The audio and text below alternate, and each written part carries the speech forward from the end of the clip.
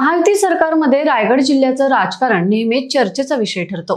रायगडच्या पालकमंत्री पदाचा तिढा नुकताच सुटला असून शिवसेनेच्या भरत गोगावले यांच्याकडे ही जबाबदारी सोपवण्यात आली आहे। मात्र हा वाद शांत होतोय न होतोय तोच आता शिवसेना शिंदे गटाचे आमदार महेंद्र दळवी यांच्या एका नव्या वक्तव्यामुळे राजकीय वर्तुळात प्रचंड खळबळ उडाली आहे। पालकमंत्री पक्षाकडे आल्यानंतर आता आमदार महेंद्र दळवी यांना थेट मंत्रिपदाचे वेध लागलेत। विशेष म्हणजे नुकताच राष्ट्रवादी काँग्रेसचे प्रदेशाध्यक्ष खासदार सुनील तटकरे आणि त्यांच्या कुटुंबावर अतिशय आक्रमक भाषेत टीका करणाऱ्या दळवींनी आता स्वतःच्या मंत्रिपदाबाबत उघडपणे इच्छा बोलून दाखवली आहे। मी पक्षाच्या पडत्या काळात पाठीशी उभा राहणारा पहिल्या फळीतील आमदार आहे, त्यामुळे मी मंत्रिपदासाठी पूर्णपणे आशावादी आहे, असं विधान दळवी यांनी केलंय।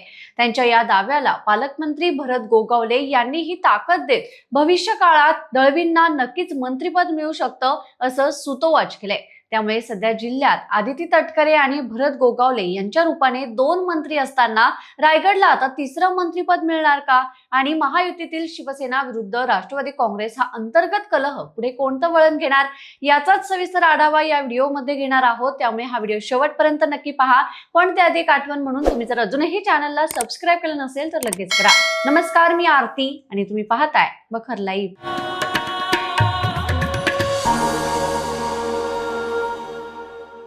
राज्यात महायुती एकसंध असल्याचा दावा सर्वच नेत्यांकडून केला जात असला तरी रायगड जिल्ह्यात मात्र शिवसेना आणि राष्ट्रवादी काँग्रेस अजित पवार गट यांच्यातील राजकीय वैर अजूनही संपलेलं नाही।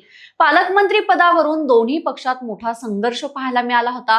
या वादात शिवसेना नेते रामदास कदम आणि आमदार महेंद्र दळवी यांनी राष्ट्रवादी काँग्रेसचे नेते सुनील तटकरे यांना थेट लक्ष्य केलं होतं। काही दिवसांपूर्वीच आमदार महेंद्र दळवी यांनी सुनील तटकरे आणि राष्ट्रवादीवर अत्यंत तीव्र शब्दात संताप व्यक्त केला होता। राष्ट्रवादी काँग्रेस हा नेहमीच मित्र पक्षांच्या कामात खोडा घालणारा पक्ष आहे। आम्ही राष्ट्रवादीला आमच्या गणतीतही पकडत नाही, असा थेट आरोप दळवी यांनी केला। आमचे आणि भाजपाचे विचार तंतोतंत जुळतात। येणाऱ्या लोकसभा निवडणुकीत रायगडच्या भूमीवर फक्त शिवसेनेचाच भगवा फडकेल, असा दावा त्यांनी केला। या लढाईसाठी शिवसेनेत एक नाही तर 4 उमेदवार तयार आहेत। येत्या काळात तटकरे कुटुंबाला राजकीय दृष्ट्या मोठा धक्का देऊ असा इशाराही त्यांनी यावेळी दिला होता। तटकरेंविरोधात आक्रमक भूमिका घेतल्यानंतर आता दळवी यांनी थेट स्वतःच्या मंत्रिपदाचा विषय लावून धरलाय।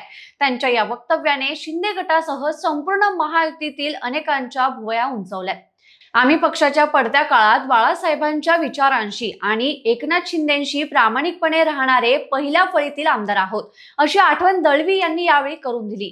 पक्षाने भरत गोगावले यांच्या रूपाने जिल्ह्याला एक मंत्री दिलाय, मात्र मलाही मंत्रिपद मिळावं अशी माझ्या मतदारसंघातील कार्यकर्त्यांची तीव्र इच्छा आहे।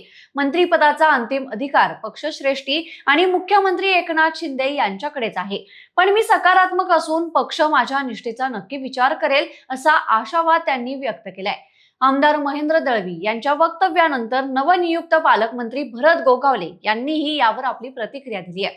गोगावले म्हणाले की 4 टर्म आमदार राहिलेले ज्येष्ठ नेते म्हणून प्रत्येकालाच मंत्री व्हावंसं वाटणं स्वाभाविक आहे, यात काहीही चुकीचं नाही। शेवटी विधानसभेतील संख्याबळानुसार पद मिळतात, परंतु महेंद्र दळवी हे आमचे खंदे साथीदार आहेत आणि भविष्यात त्यांना नक्कीच मंत्रिपद मिळू शकतं। गोगावले यांच्या या विधानामुळे रायगडमध्ये शिवसेनेची ताकद आणखी वाढवण्याचा प्रयत्न सुरू असल्याचं स्पष्ट दिसतंय। सध्या रायगड जिल्ह्यात राष्ट्रवादीकडून आदिती तटकरे आणि शिवसेनेकडून भरत गोगावले यांच्याकडे मंत्रिपद आहेत।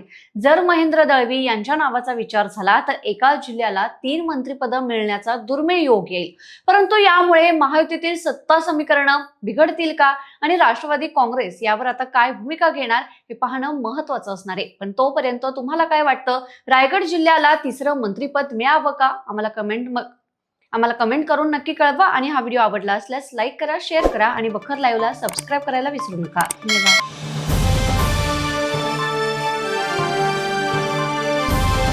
समाजकारण, प्रशासन आणि राजकारणातल्या अचूक विश्लेषणासाठी बखर लाईव्हच्या सोशल मीडिया प्लॅटफॉर्म्सना लाईक, फॉलो आणि सबस्क्राईब करा।